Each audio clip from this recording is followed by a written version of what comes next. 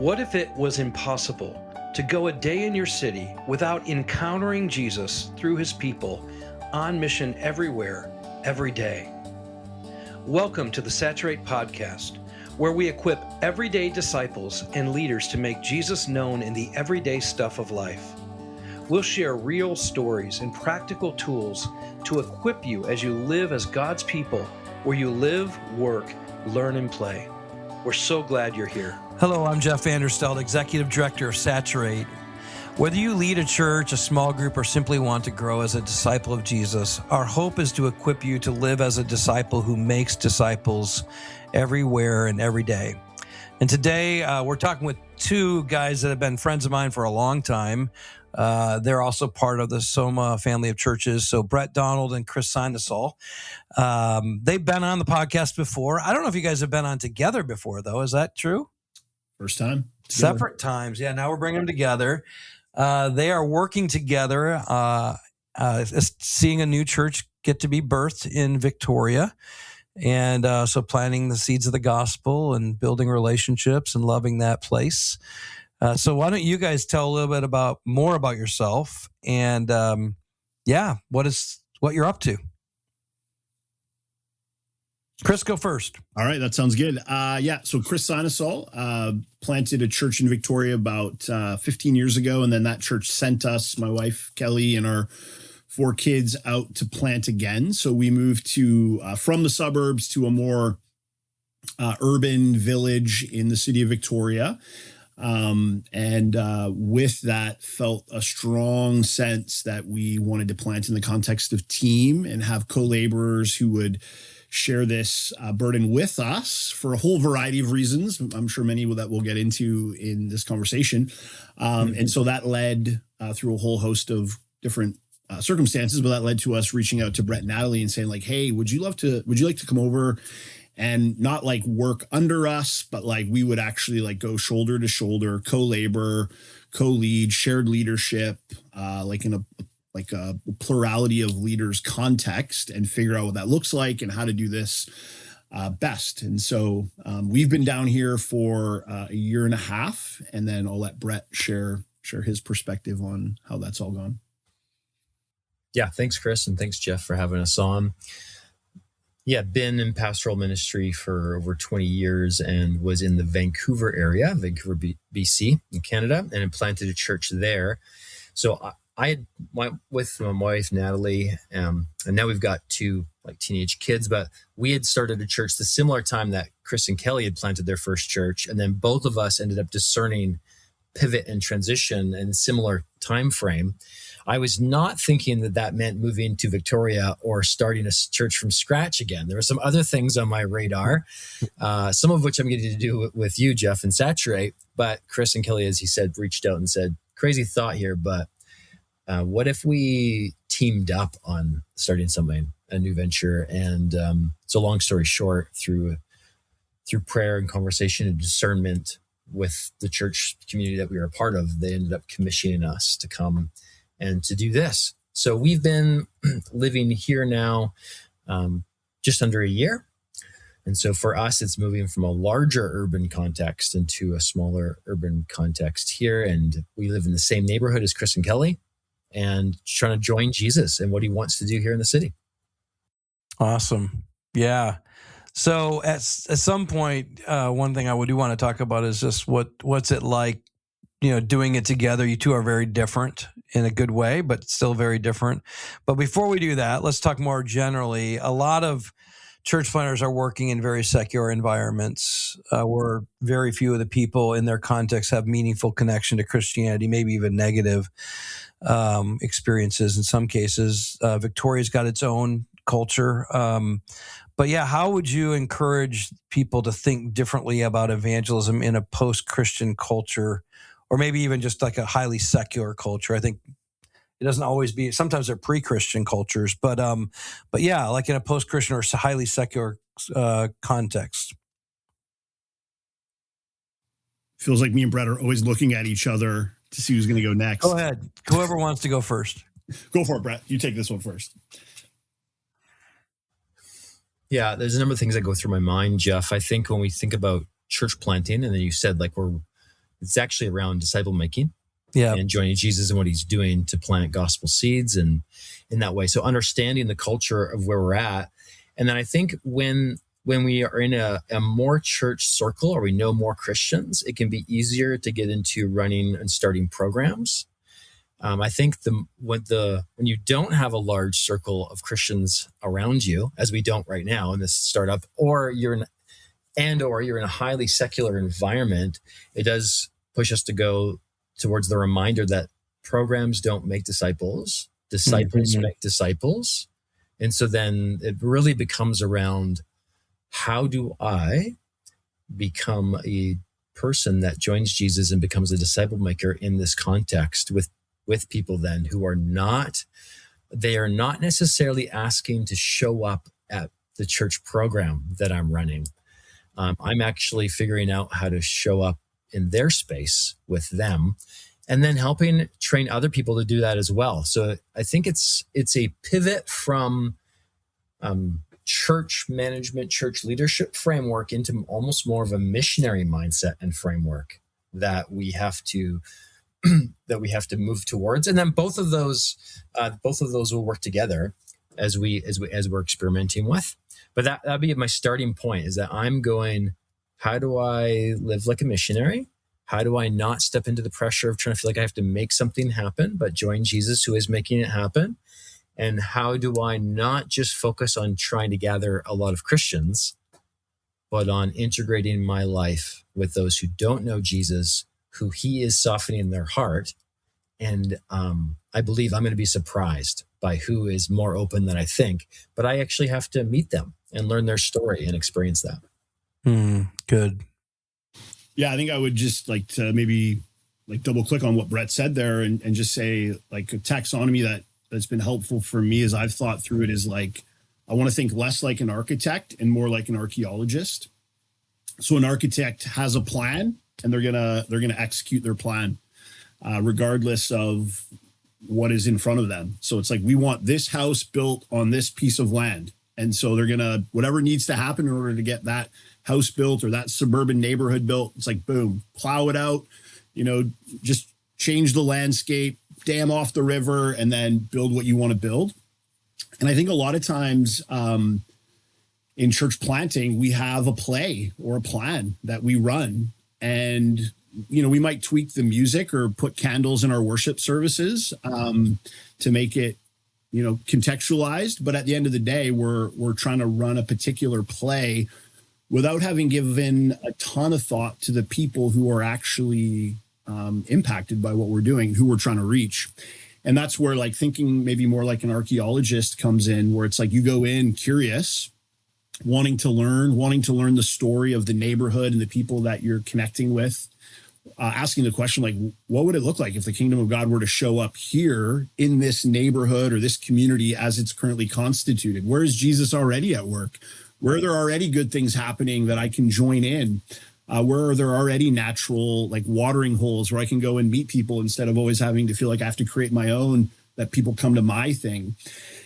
And I think that then really starts to shape the rhythms of your community, the rhythms of your disciple making, like when you gather, where you gather, what you do when you gather, the kind of language you use, how you frame up so much of what you're doing, because you're discovering it as you go instead of determining it before you even show up. And so I really feel like that has been a helpful perspective, like even down to like how we thought about fundraising, more like a missionary, less like a church planter, how we think about, what parts of the neighborhood we're moving into, what we're doing with our evenings, things like that. It's really like Jesus is at work here in this city, and we're joining him, not asking him to bless our plans.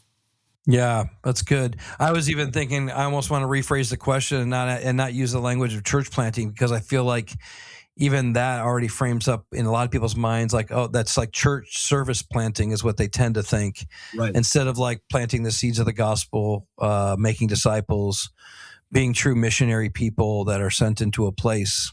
And so, yeah, I think that's super important to keep that in mind, as you both said, that this is about relationship. This is about establishing trust. This is about pouring your life into a community. This is like discerning what Jesus is already up to. The archaeologist is a great idea, a great kind of image of what we're really doing or what you guys are doing. So you come into a situation, though, you're in the greater Victoria area. There's already probably not a positive view necessarily about Christianity, potentially, or might be skepticism. How do you engage that reality, that worldview, without being combative or compromising? Like where you're either like you're against it or you become so like it you're no different. I mean, that's the tension, right, that you're living in as you live this out. Yeah, I mean, I think to say that we've cracked that code would probably be premature. And so definitely still trying to discern that and trying to figure out what that looks like. I think there's certain things we've learned. Like I think, for example, our neighborhood's very open to spirituality, like our community, the city in general, very open to spirituality. It's sort of also like post-secular as much as it is post-Christian. And so having spiritual conversations is not the issue. But like really trying to figure out like what is Jesus doing in people's lives? I think for me, that's where there's curiosity. Like I want to listen to their story. I want to ask a lot of questions. I want to discover what a person's longings are, where maybe they have need and want. Like I think back to John chapter 4, like, Jesus discovers the woman at the well, and he doesn't share disembodied propositional theological truths, but he actually shares like a picture of the gospel that is tangible and like lands in her heart in the moment that he found her in. And I feel like at the end of the day, that's probably true in a variety of contexts, but it's like a lot of things that perhaps we assumed, we have to drop those assumptions. And so then it becomes about being curious and asking good questions, loving people. And then obviously like there's like the spiritual dynamic of like prayer and the Spirit moving. But yeah, I'll let Brett chime in on that. Yeah, I think like most cities, there's definitely a mixed bag of where people are at and where they're coming from. So, and it depends partly on generation. So I think you have people that are maybe in their 40s, 50s, 60s. Some of them would maybe pretty closed off. Like they've got these ideas like, oh, church is anti this, like Christians are this, and they're like, I'm not into that. But we're finding, particularly amongst younger people, like a lot of the people that are beginning to hang out with us are young men, and in their 20s really they have no memory, right? So this is where they're like, I don't know anything. I've never been. So we've had numerous people even show up to we've done like a pop-up gathering, and then we've had people come where their first time ever in a church gathering is this. Like they have no framework of what's going on. And so it's that's interesting. It has its own challenges, but is exciting. So there's a guy that I meet with regularly, and we're reading through stories of Jesus, and he's having questions, and he's just wrestling through things. Like he's got no faith background, no spiritual background at all. He's asking questions, and he's trying to figure out, like, I think I believe in God. That makes sense. Jesus, like, why Jesus? He's like, why would I have to believe in Jesus? Right. And we're having these conversations as we read through some of the gospel stories together, which is beautiful. So I think you're right. As you meet people, you're recognizing, okay, there's some people that have maybe a Catholic background that have walked away. There's some people that experience church or have different views of church related to some of the mistakes of Christians in the past, or the posture, or their views on gender or sexuality or wherever it may be, where they're going, I don't like the church. But there's a lot of people that they're going, I think I'm spiritual, but not religious.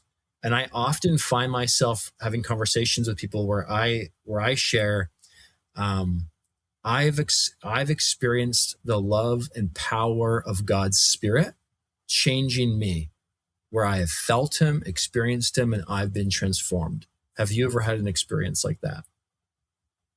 A lot of my conversations are like that, where people are going like, oh, I just had one last week at a party that Chris threw in his backyard. And it was like, he said the feel. So I don't have anything where I feel like the feel of something real. I've searched through different religions and spirituality stuff, but that's never happened. But but he looked at me and he was like, what you just described, I've never felt. I would like to believe that. And so we had this conversation. So I think people they don't just want an explanation of truth. They want an experience of truth. And I'm often testifying and witnessing to my experience of Jesus, who is reality, who is the truth. That's good. All right. So one of the things I'm curious as you guys are talking about engaging people in your context, I think both of you are pretty intuitive. I've been with you enough to know that you guys are like, you think on your feet pretty well. This comes to you pretty naturally in a lot of ways, I think, because of the way God's wired and gifted you. You're trying to equip a core right now. People who don't have full-time freedom with their schedule like you guys do. They have normal jobs. They got a full schedule. You're trying to have them come alongside you and be a part of this. What's that look like? How are you helping the normal, everyday male or female who's got a normal job and, pretty busy life? How are they getting equipped? How are you helping mobilize them to live this out?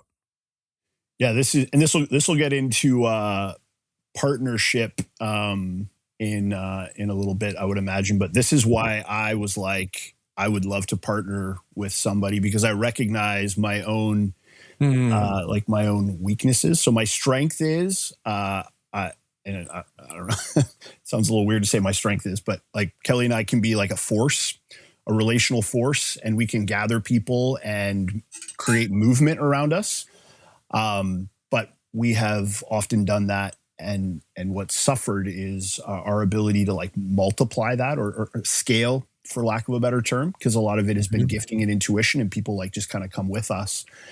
Yeah. And I knew in Brett that there was a proclivity towards like building out systems and processes. And so I was like, Brett, this could be dynamic if we could do this together. And so I will actually let Brett just chime in on kind of what that has looked like for us.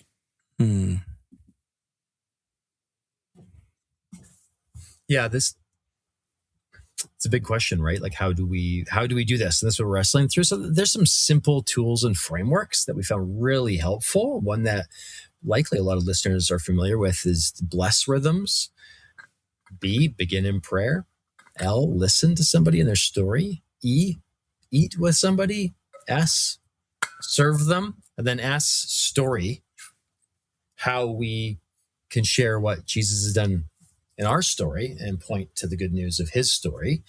And at a simple level, like we're doing this right now with different people, is practicing, could you have a bless 5, like 5 people that you're actively seeking to bless? Pray for every day, and then walk that through. Like, how can I listen? Where can we share food? How could I practically serve them? And what would it look like? After a lot of listening to the Spirit and to them, that there's gonna be opportunity for me to share and to say something. And then in that, we have been inviting people to practice sharing their story in 60 seconds. Like very briefly, just share and point to what Jesus has done, how you first experienced Jesus, what it was like before Jesus, how you experienced Jesus, and what he's been doing since. And you could boil that down to 15 seconds. Like, I used to feel the weight of trying to prove myself and make myself into something.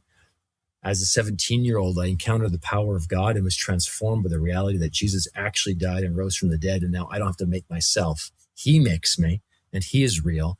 And I have had the joy and challenge of trying to walk in that reality and truth since then. I'm still learning it. Have you ever experienced anything like that?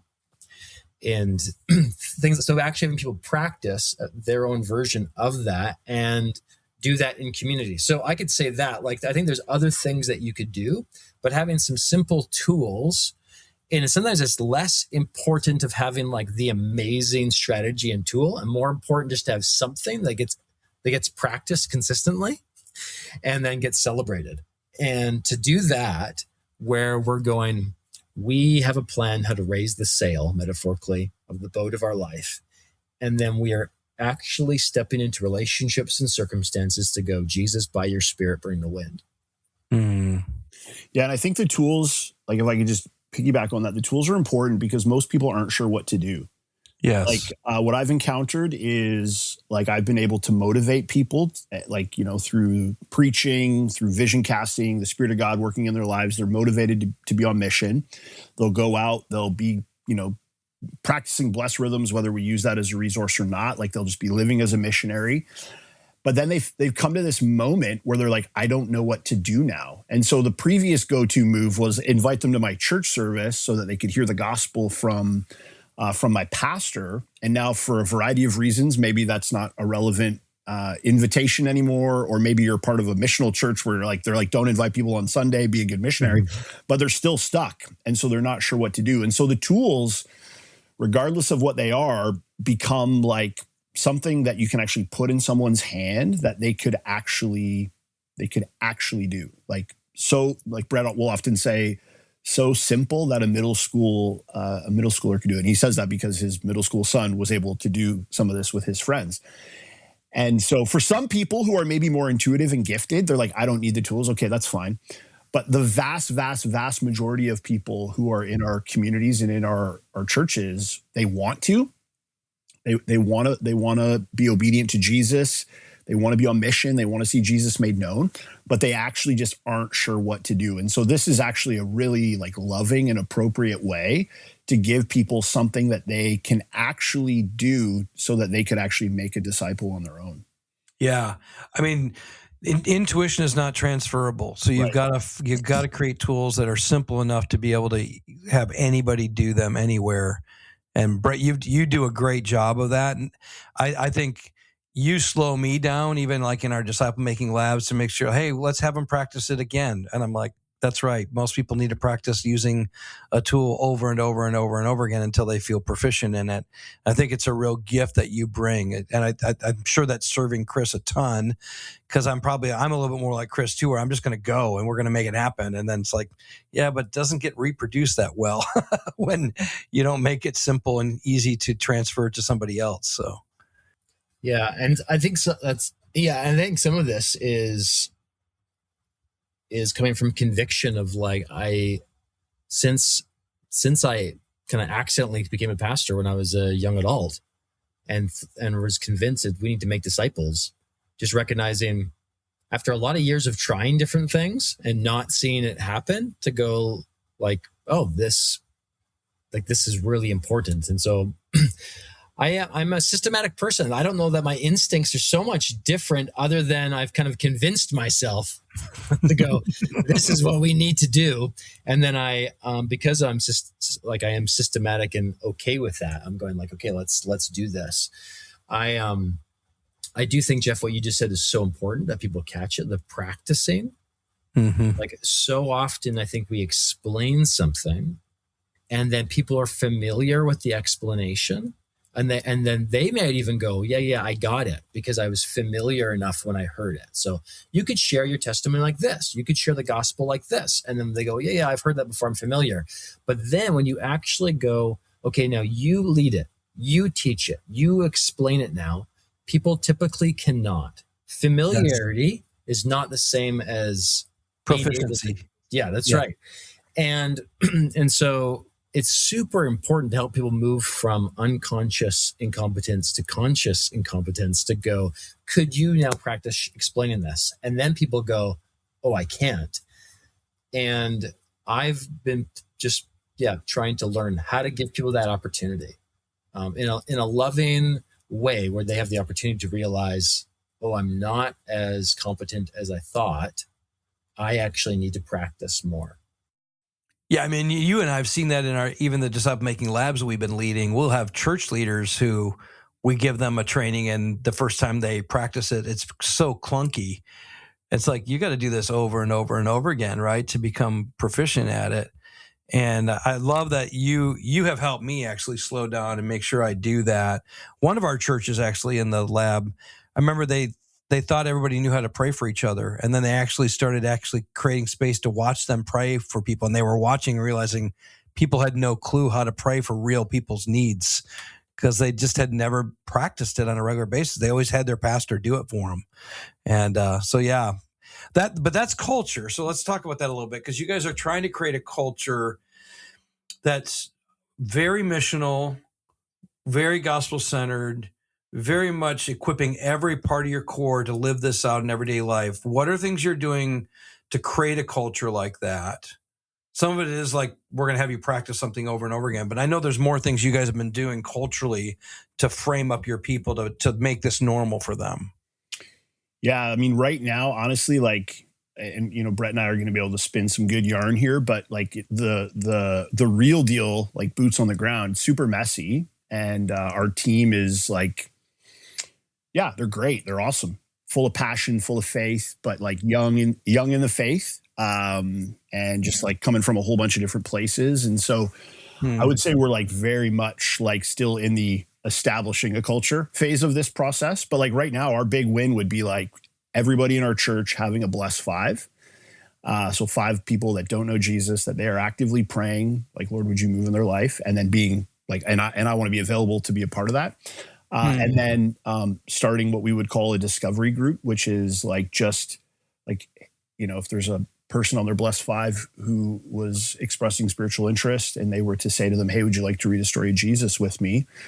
They would sit down and do like a discovery Bible study type process just through this little resource we have called 10 Stories of Jesus.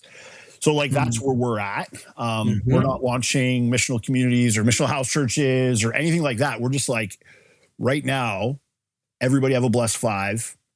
You should know them by name. I should be able to ask you who's on your list and you'd be able to tell me. And then you're actively praying for them and you're actively trying to start discovery groups, and your blessed five changes and evolves. But I would just say like, we are constantly harping on the basics. So when I just came out of a meeting with 2 young guys who are just here for the summer, and part of our time together and our prayer time was like, okay, now let's pray for our blessed five. Like, it's part of our language. When we meet right now, we are doing like some equipping gatherings. So when we get together, it's primarily around equipping and training and a lot of things we're talking about. It's like, we always have multiple times in that gathering where we will talk about our blessed five. We will pray for our blessed five. And we're trying to get creative in just different ways of like, for that to keep showing up. We do prayer events like throughout the month or whatever. And it's like, part of that will be pray for your blessed five. Like, it's just, we're just trying to like knead it into the culture and the language so that it becomes normative practice. Because before we can multiply this, we have to have these things as a part of like our normative culture. Yes. Yeah, that's good. Brett, do you want to add anything to that? Yeah, I think if we zoom out, then in some ways, the culture that we're forming is related to how we're walking out this process. And what I mean by that is that we are not rushing to launch a Sunday morning. Yeah. So that right there is about culture formation, and that we are giving ourselves space to adapt and respond to opportunities that unfold. So the way that we're actually leading and walking out the process is us not trying to give into the pressures of having to rush to get results that we can go, look at that, and to be aware that some of the most important things we're going to do we might be surprised by, right? And so we want to be able to respond to that. And then what we're doing when we gather. So Chris just referenced it, but we're in the midst of a 5-week series because we wanted to begin to gather people to invite them to join our team. And we had some people hanging around us, newer Christians we wanted to equip, but we didn't do 5 church services. We said, what if we did equipping gatherings where it was actually space to practice? You know, it was 10 to 15 minutes of training, then space to practice, space to pray. And different people are coming to this, and they're bringing there's non-Christians showing up who are coming along, but there's also people bringing their friends and coming along, and they're going, so what is this? Because my friend told me that it's like you are church, but it's Sunday night, and then it's not a church service, but it's like this other stuff. Like, what is this? And we're going, well, we're calling this like an equipping series. What is that? You'll experience it this evening. So even in this, the culture we're building is around space to practice, somebody being invited. Hey, could you demonstrate this for us now that you've seen it? We joke that a D plus is the goal, to be able to, if you can come up and you could share this or do this with like a D minus or D plus, that's amazing.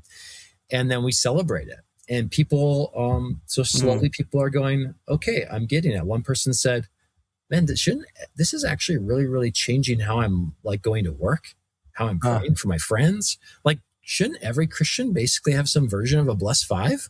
Totally, and just little comments like that, we're going, okay, there's a culture that's being woven through different aspects. Yeah, I got a phone call from a guy he came for the first time, and he called me after, like a couple days later, and he, long story there, but basically was like, listen, I knew I was supposed to like care about people that didn't know Jesus.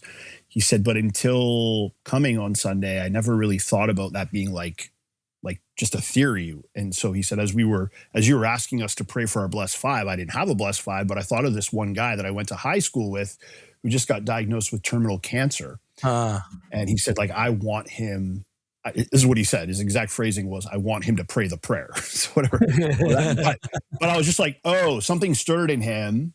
Like there was a shift, right? He thought he had heard we were like starting something. He wanted to come check it out. He probably thought he was coming to a church service despite me trying to explain to him what it was. And then he came and he's like, oh, okay. So there's something about the way we're doing what we do when we get together that speaks to the culture that we're trying to create.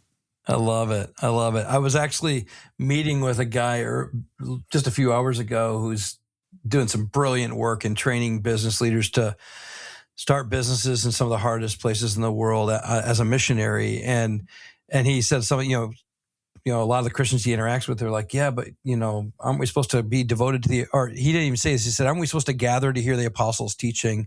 I said, it actually doesn't say that they gathered to hear the apostles' teaching. It says they were devoted to the apostles' teaching, which actually meant they lived it out. They were like practicing the faith. Mm-hmm. And, if you look at most of Paul's letters to confront the churches, it's almost always where they're not practicing living out the gospel in tangible ways. And so how much of church has become, I just go and hear somebody talk about something I believe, but we never ever get trained to practice what we believe. And what you guys are doing is like, no, this is going to be a community of practice. We're going to actually learn how to live this out. And man, I wish that was the normative, but it seems like it's so abnormal for most Christians to have had somebody actually help them practice their faith in these ways. And you guys are doing that. I love it, man. Yeah. And I would maybe just say too, like, I think we're trying to be very open to what Jesus is doing in our midst. And we're also very open to like experimenting. So we also, like, in those gatherings, we do some corporate elements. Like, we've tried to have like a space where we can encounter the tangible presence of God through worship and prayer. Yeah. Like altar calls, communion in there, usually tethered to whatever the theme is for the evening or the culture we're trying to create. We still see, like, we have a preaching moment, or have had at times a preaching moment there. We still see value and the importance of like having gathering time. So we've done, and we don't know what this is going to look like in the future, but we've done pop-up celebration gatherings that would look like more like church services, So there's lots of different ways that our corporate times are showing up. I think we're just trying to be curious and open and help people encounter the presence of Jesus. I think that's important. That's key. Yeah. And then give them practical ways that they can actually obey him and live out their faith. Yeah, that's good. Yeah, I think corporate. No, go ahead, Brett. Yeah, corporate gatherings, like we've said from the start, we're working this through, like, hey, we want to be missionaries, but we also, as we start a church community, like, we want Christians to be able to join, to be equipped, to mature, to have the joy of joining Jesus. Mm-hmm. So we've been working through, okay, what if there's 3 categories of how we gather? We're using the terminology of celebration gatherings, which maybe would be more like a church service. Mm-hmm. Yeah. Equipping gatherings, and then prayer. Like prayer gatherings, and all of those could have similar elements of, like, you could have a bit of practice tied into a celebration gathering, maybe, but but we're trying to give ourselves categories to recognize like it's good for the church to gather. Yeah. We want to grow in the Bible and hearing and obeying the Bible. We don't just want to hear, we want to obey. Right. So whenever we're doing, how are we helping people obey?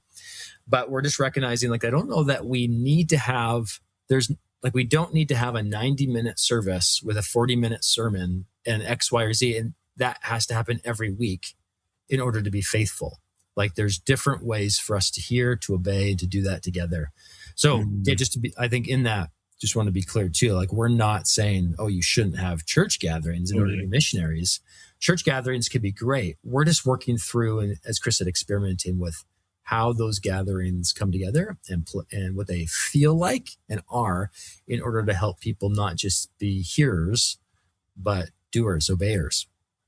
Yeah, I mean, the couple things that I wanted to mainly pull out is what you guys are saying is, I mean, if anybody doesn't know you, you're both very proficient communicators of God's word. Like, you can preach very well. So that's not the question. But it's you want them to encounter the real presence of Jesus. You want them to, yes, know the word, but you want to help them actually obey it and be able to live on mission outside of the context of your gathering together. And I think the culture you're building is making that more normative. I think that's the part that I don't want to miss here, because I think for a lot of church leaders listening, the normative is that the majority of their people are not actually equipped to share their faith, to engage in hospitality, to open their life to the non-believer. Like, that's like the anomaly in most of, like, they're like, that's what an evangelist does. That's not what I do, And so I just don't want to lose that, because you guys are trying to create a culture where it's normative, even if it's a D+ level, but it's normative that everybody's getting equipped to do it. And I think that's pretty remarkable, that I just don't want to miss in what you guys are doing. Doesn't feel remarkable, Jeff. Well, it's a mess. It's a mess, right? We're trying. It's messy and it's real. And I think that, like our comment there of like the mess, it does speak to, like, there is, like, I think there's lots of different ways that churches can be faithful, like Brett articulated. But I also can appreciate the instinct to want to go to the familiar. I'll put it that way. Because it feels, for me at least, like, I'm not going to speak for anyone else, I'll just speak for myself. It feels a little bit safer. It feels like I have a measure of control. Whether I do or not is another question. But it feels like I have some sense of control. It feels like it has some predictability to it. And this is the opposite of that. And so I understand the instinct. And then I also understand, this would be true of me. Again, I won't impute this onto anyone else. My own inclination to perhaps deceive myself into thinking I can do both really well. And I don't think I can. Yeah. I think at a certain point, there is tensions that need to be managed, to be sure. But at a certain point, there are certain, like, gravities that will consume a community. And I think, for us, we're saying for this season especially, we really want to prioritize making disciples, and that being, like, the thing. Yeah. Yeah. Well, as I was listening, I was just sitting there thinking, why is it that we have to give great emphasis to these things, that when you look at the life and ministry of Jesus, you're just like, that's just what he did. Like, he sent the 70 out when they weren't very ready. But all of them went out, and all of them went out in twos, and they all went out and actually were missionaries to a city. Like, he literally sent them each to a city, and they had to go figure out how to find a person of peace and establish a place of hospitality and extend the stuff of the kingdom and proclaim the good news. And I mean, it was like, he just expected that of everyone. And that's what I think. I don't want to lose that, because I think if we're not careful, we're like, yeah, there's lots of forms that are okay. This is the one we're choosing. I just want to go, like, whatever helps us equip God's people to be on mission in everyday life is what we're supposed to do. So, and you guys are trying lots of things, which is, I love it. You're still in some ways experimental phase. And I guess, you won't see immediate fruit. I know that. So let's talk about that a little bit, because it could take a long time. to see significant movement. How do you walk through that? Brett, I know you've had seasons where you're like, man, I just wish it was going faster. Things were changing when you were in your previous context. You had to persevere. And that, for a lot of people, what you just said, Chris, is so real. I know the other thing. It feels controllable and predictable. This doesn't. So then the gravity is to go back to what I know, but you're kind of walking in, Lord, we trust you. How do you personally work through that when you don't see the fruit you'd like to see, and how might you encourage others? Because that's real, man. Well, I don't know if we're going to get to benefits of working in team, but it is one of the benefits of working in team. We're not alone. Yeah. And I think that actually is a blessing. We have, like our families are united in this. And so I think there is just a mutual edification that can come from that. If one's discouraged, the other can be stronger or be an encourager in that moment. So that's been huge, just to not feel the weight alone. Like, it's really hard to put into words what that feels like, to show up to an event and not feel like this is all on me, or to wake up in the morning and feel like, oh, I'm the only one that carries, that carries it the way that I'm carrying it. And that just feels really good and healthy. And then I would honestly, Jeff, I mean, we pray a lot. Like, Brett and I pray a lot, probably not as much as we should, but we try to pray a lot. We try to prioritize prayer, even with our team.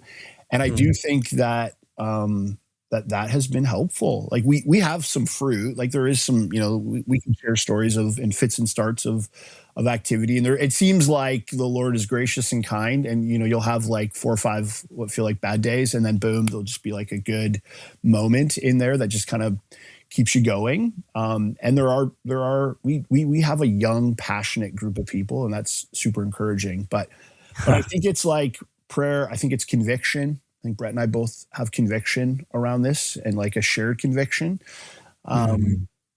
Yeah. I'll see what Brett wants to add to that. Yeah, I think when you carry a level of passion, or Chris said conviction, then that helps you to persevere, because you say, I am convinced that something needs to change, right? That there's something that Jesus wants to do, and I want to be a part of that.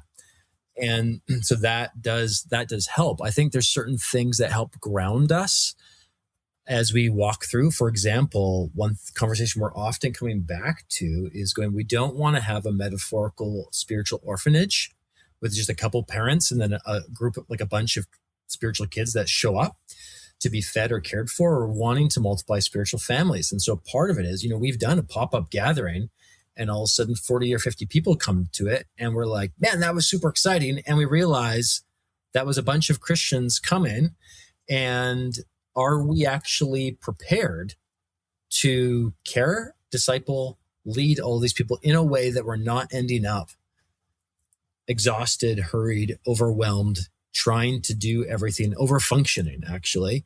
But we don't want to slow down growth, or like try to control it unnecessarily. Like, smaller is better, or slower is always better. Like, if we can, you're in some ways, you're like, you want revival is what you want. Yeah. That's what we pray for.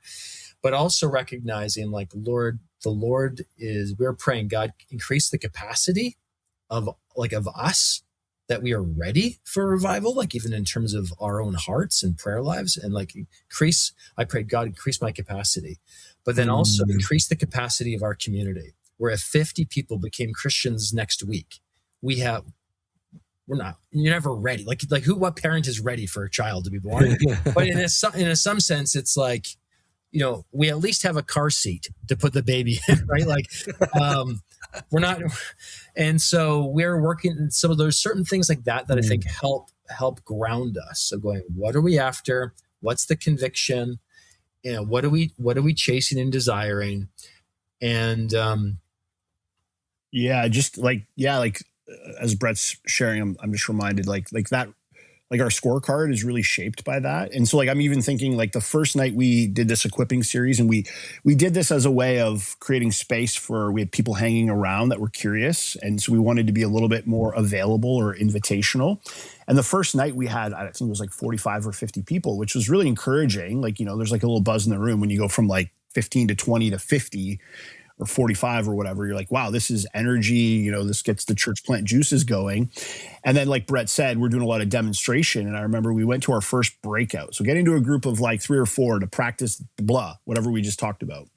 And in that moment, I realized, oh, we're not ready for this because we don't have enough people that are proficient enough and mature enough that they could lead a breakout. So we had all these breakouts and we're like, okay, good that people are in breakouts, but who knows what's actually happening in that breakout? Who knows what they're actually practicing? And so just to make this real to the listener, like there's not a lot of church planters that would be like, I don't think at least that would be like, we're not ready to grow by 20 people. We actually want less people or more maturity in the room before we're ready to take these people on. But our thing was like I remember the next day, Brett and I, or 2 days later, we were debriefing the Sunday. And I said to Brett, yeah, I got this picture in my mind as I was just praying of a dam backing up with water. And if we were to open it, the water would come through, but there isn't supports on the banks of the river on the other side. And it would absolutely destroy the land on the other side. We're not ready to open up the dam. We have to build supports, which means like we have to raise up our people into maturity so that we can take in the people that want to be equipped and the new believers that need to be trained. And so that's kind of where our mindset and heart is at. Yes, we want to grow. Yes, we want to see revival. Yes, we want to see as many people as possible meet Jesus. But at what cost and in what way, I think matters to us and how we're thinking about it. I love it. Early days of organization I used to be a part of for church planting, I would regularly tell church planters, make sure you build your core so strong that when God blesses you with a lot of new believers, you're going to be ready to disciple them really, really well. And almost nobody took my counsel. And then usually about 2 or 3 years in, they'd call me and say, I wish I would have listened. Now I've got all these people and we don't have enough people to care for them. And I know that we're shepherding so poorly. They're just not going to be healthy. And I can't iterate enough what you just said. Like, that is so key. It's why Jesus, I'm convinced, spent 3.5 years before he sent them out fully to see the Spirit poured out on them for the church to go. And so, yeah, it's such a good word. Another thing that I want to make sure we highlight, and you mentioned already, Chris, I want to come back to it, is there is something beautiful about the 4 of you, that there's a team here. You're not doing it alone. You complement each other really well. I imagine already the dynamic of the 4 of you and what it could so easily grow fast because of the multiplicity of gifts expressed just in the 4 of you guys and your wives. But yeah, let's talk about what's it like leading in team, leading together, the good, the bad, the ugly, all of it. Yeah. Like, cause a lot of people are going to go out by themselves and they start a new gospel work. And the number of people who parachute plant in isolation is horrible. There's too many. They're on their own. And you guys didn't want that. And I love that. But it's also not just simple. So let's talk about that a little bit. How are you guys doing? You still want to work together? 100% on that. Yeah. Yeah, obviously it's a work in progress, and in some ways we took a leap of faith to step into this together. Right? We did not have everything. Not even close to everything worked out, even in terms of like roles or this or that and personality assessments or all the stuff that maybe you would feel like wise to do. In some ways, timelines, geography, we talked a lot on the phone, but we're going, this is a step of faith. So what was helpful, I think, is that we agreed, like, we are open to have hard conversations and we are open to being patient, because when you need to talk through things, it slows things down. Yeah. Right. Like, so we are, and I think we could both say we both had a conviction of, like, I want to see this work because I don't want to do it alone again. Yeah. And so that some of those convictions is helpful, but we don't have it figured out yet. So we're not ready to do a podcast or a book on how you work as a team and starting a church, because I don't know that we've done it yet, but we're having fun trying, but it's a lot of conversation. Chris, what would you add to that? Yeah, I'd say where there's been like challenge or conflict, I would say it's probably like rooted in like like differences in like culture, like the culture that like Brett and Natalie have come out of with City Lights, and the culture that Chris and Kelly have come out of with West Village. And there's a lot of alignment between us in terms of like philosophy of ministry, for the most part, like, you know, theological values and such. But where we maybe run into some challenges is around how those things actually play out and what that actually, like, how it shows up. So that's been one area that we've just had to, like Brett said, move slow and patient in. I think one of the things that has been good is like there's the core things that I think are important are there. Like Brett and I both, well, I won't speak for Brett, I'll speak for myself. The first time I planted a church, I'd be lying if I didn't say there was something in me that like needed to plant a church to prove myself. And so God's grace covers a multitude of pastoral sins. I've worked all that out, or a lot of it out.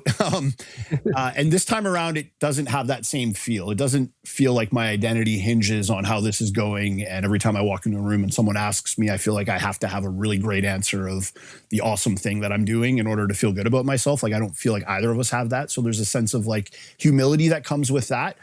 I think Brett and I both have a ton of mutual like respect for one another and also our families. And so that also then like we just see each other as gifted and competent. And so there's like, there's just like a humility that sits with us that is really good. And then as trust is growing, I think we're starting to figure out like how our strengths will actually, you know, I've used this illustration a couple of different times, but like could be like rocket fuel. And so where another maybe point of challenge is like, we're both alphas. We are both strong personalities and have strong opinions and both want to show up in strong ways. And so, you know, what does it look like for that to balance itself out? And like, who's leading this thing? And, you know, like sometimes it's like the Brett show and sometimes it's the Chris show. And I mean, hopefully always it's the Jesus show, but like from an outsider's perspective, you know, like, and so just like managing those tensions and like, you know, like I remember having a conversation where I was like, hey, Brett, like, I'm not just the rah announcement, set up the chairs guy. Like, come on, man. Like we gotta figure, like I said that to him that plainly, you know, and we worked that out and we talked it through. And, so yeah, so like that might just give you like a bit of insight into what it feels like. But on the whole, like I'm like so thankful to have partners, not just so I'm not alone, although that does feel nice, like that's therapeutic and helpful, but also like the strengths that Brett and Natalie bring, the gifts that they bring, the perspectives that they bring. Like I have grown a lot just by the fact of having him as a church planting partner and Natalie in our lives. Like we have grown, and I would imagine that the inverse is also true. So definitely. Yeah. So helpful. And I think most people that go to start something new are wanting team. They're wanting people, but often you can just slip into, yeah, we've got a team, but you know, that's like a pyramid with one person that really carries that weight. Yes. And just after you experience the difficulty of that, you know, some of the stress, the pressure, the heartbreak of it. And then I also just a curiosity when you read some of the scriptures around, there's numerous elders and people work in team, and Paul's traveling with like a little pack of people and going, I want more of that, like fourfold or fivefold ministry. Like, how does this work together? So it's clunky for sure. And I think we're both, Chris just used like, how do I show up? I think we're having those conversations of going like, I don't want to feel like I have to show up small because you want to show up big in this environment. And so how do we both get to show up with all that we are? How do we get to show up big and honor each other in that? But that gets complicated for sure when you go to certain things and you're going, well, who's going to preach on Easter, Jeff? We'll call you. You can sort it out. Right? Those or like, yeah, who's leading this prayer time, and how would that go? So we're trying. And are we okay with the other person doing it in a way that we might not? You know, like, and just, yeah, like there's that's so, right. Yeah, there's like so much there that you get confronted with. And it's actually probably good for each of our sanctifications as well. Oh yeah, man. The ego gets confronted over and over and over again. Yeah. So good. Absolutely. Like people would, you know, people talk to me and they're like, oh, it's really good that you're helping Chris with his church plan. Totally. Right. and I get to go like, yeah, like okay. Like, I'd just be like, yeah, I'm really thankful that we get to partner and serve. Like I get to kind of eat that and go, like, at the end of the day, this is not about my thing. And what does it look like to outdo one another in showing honor? Yes. What does it look like where love is seeking the benefit of others, not self? Where where Jesus is lifted up, and so I think in a new way we get to lean into some of what we hope to be true in our hearts and lives, and this is creating a space for that to be stirred in a dynamic way. That's really good. It's really good. Well, we're coming to the end here. I'd love to have you each we'll take a moment, just if you want to be quiet and pay attention. What's the Spirit put on your heart, maybe as a word of exhortation to any of our listeners? It can be around, starting a new gospel work in a hard to reach place. It could be something around shared leadership. It could be something more personal, whatever. Just give you a moment to let you pay attention to what the Spirit might be putting on your heart for people to hear from you.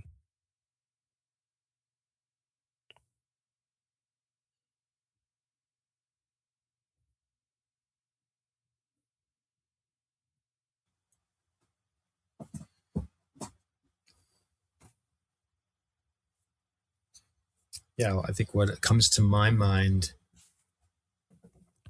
is just for us to be encouraged. Like Paul gets the message. There's many in this city that are mine. And, a lot of us feel like we can be in hard contexts. We want more fruit. But I think to take heart, there are many in the town or the city that they're softer to Jesus than maybe we know. And that Jesus is alive and he's active by his Spirit, and it is not on our shoulders to go make something happen. And there are people. The harvest is plentiful. And so there are people that are ready to respond, and they're not responding because we have all the right answers or because our strategy is really, really cool. It's because Jesus is doing something. So let's go and join Jesus in faith that what he said is true. The harvest is plentiful. We just need to find who those people are. That's good. Thank you. Yeah, and mine was very similar. This is something that I've learned from Brett, but it's just the encouragement to stay curious. I think I'd encourage anyone for that matter, but certainly church leaders, to be curious about what Jesus is doing in their midst, to not already write the story of what it looks like to be your unique church or to plant your church, but to be curious about what Jesus might actually want to do, and just like open that he might want to do something different than what you had thought. That's definitely our story here. I would say be curious with your neighborhood and the people around you, like curious about their stories and curious about where Jesus is actually already at work, because he is. He's not sitting around waiting for a couple of yahoos to plant a church to reach people. Like, he is pursuing them. And so we're joining him. We're not asking him to join us. So just that curiosity when you walk into a room of like, Lord, who here? Like, who here are you pursuing? Who here are you wanting me to talk to? Who here is ready? And they just need me to go and ask a question to start a conversation. And so I would just encourage church leaders, just take that posture of learner, of archaeologist, of curiosity to discover what Jesus is doing and saying. Good stuff. Thank you guys so much for being on the podcast. Thanks for the work you're doing in Victoria. And, if listeners, you don't know, both these guys are significant influencers and leaders within our Soma family of churches, also participating in Saturate work and more to come in Canada. Looking forward to seeing what God's going to do as we see more and more of that work extend to different cities in Canada through both these men. So super thankful for you guys and the gift you are to the church. Feel the same way, Jeff. Thank you, brother. Yeah. Thanks so much.